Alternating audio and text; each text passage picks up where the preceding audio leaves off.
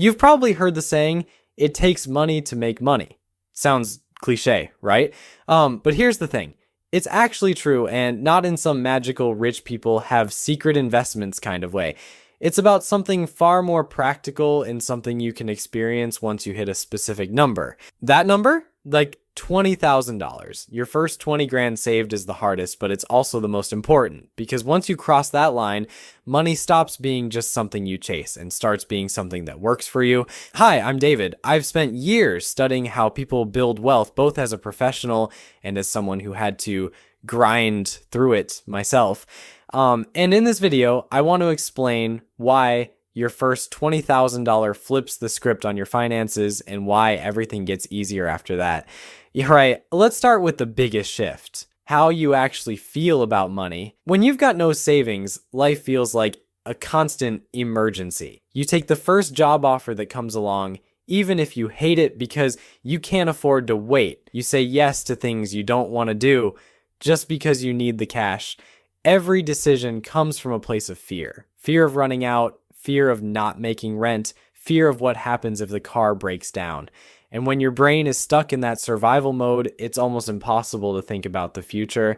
You're not planning investments or businesses or wealth. You're just thinking, how do I make it to next Friday? But here's what's wild. Research shows that even a small emergency fund, like $2,000, boosts people's financial confidence by over 20%.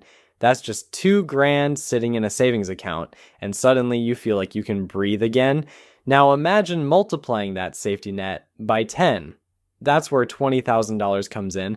At that level, you don't just feel like you're scraping by, you finally feel like you have money, enough to handle an emergency, enough to say no to a toxic job, enough to start thinking long-term instead of paycheck to paycheck. It's a psychological shift that's hard to explain until you've lived it, but once you do, you'll understand why your first $20,000 is the turning point. It's not about the money itself. It's about what it does to your mindset, your stress levels, and your ability to think bigger. All right, so you've got your first $20,000 saved. Now what? This is where things get interesting because that money doesn't just sit there anymore. It starts working. And the momentum you build at this stage is what separates people who stay stuck from people who actually build wealth. Think of it like pushing a car. The first few feet are brutal, you're sweating, straining, and it feels like you're not moving at all. But once the car starts rolling, suddenly you're not working as hard. The car's own weight and momentum are doing half the job for you. Money works the exact same way. Here's what I mean. Let's say you're saving $1,000 a month and earning around 8% a year on your investments. Getting to your first $20,000, that takes discipline and almost 2 years of grinding. But the second $20,000, that comes faster. Why? Because your first $20,000 is now working alongside your savings, pulling its own weight.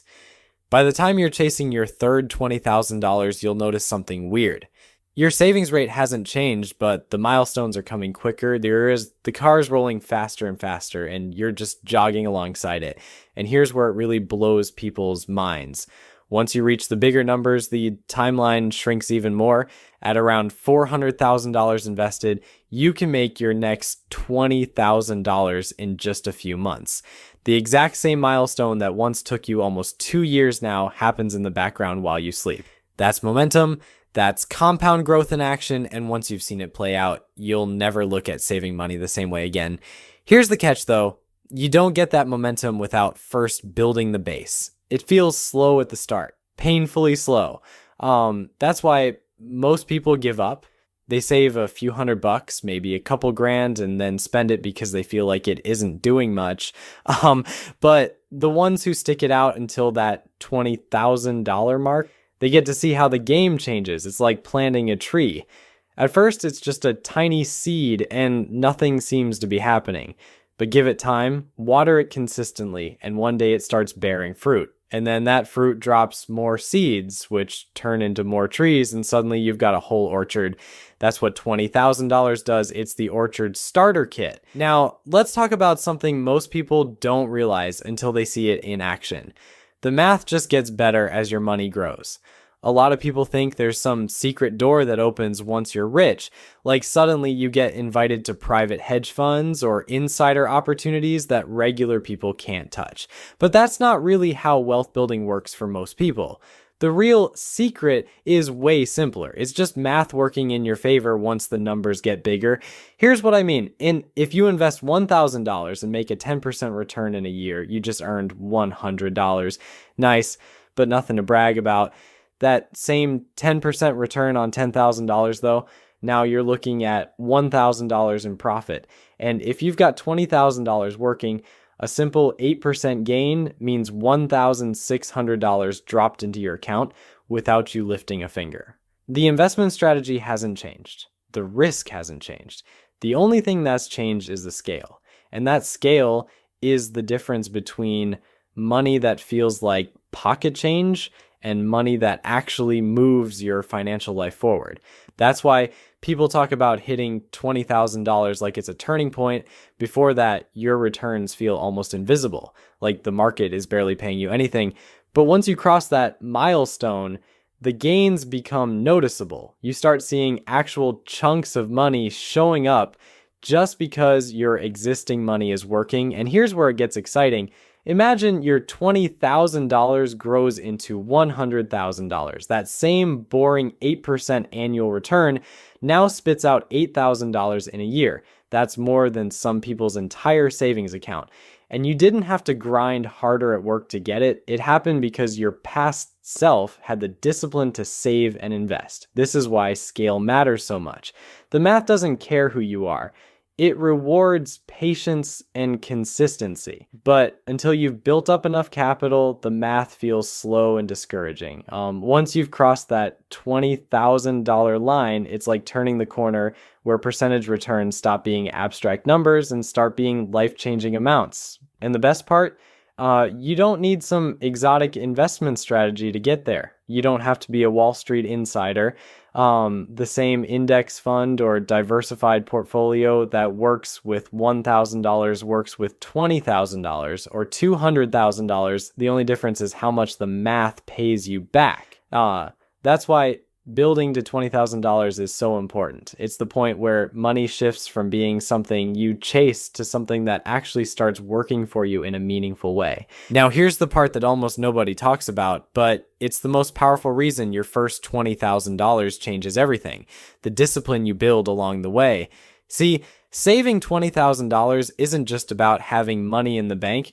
It's about who you had to become to get there. Think about it. To save that much, you probably had to track your spending for the first time. You probably had to say no to nights out, random shopping splurges, or the latest gadget you didn't really need. You learned how to prioritize. You learned how to delay gratification. And most importantly, you proved to yourself that you can control your money instead of letting it control you. Yeah, I agree. That shift in identity is priceless because once you see yourself as someone who can save, invest, and stick to a plan, you've built the muscle that will carry you to $50,000, $100,000, and beyond.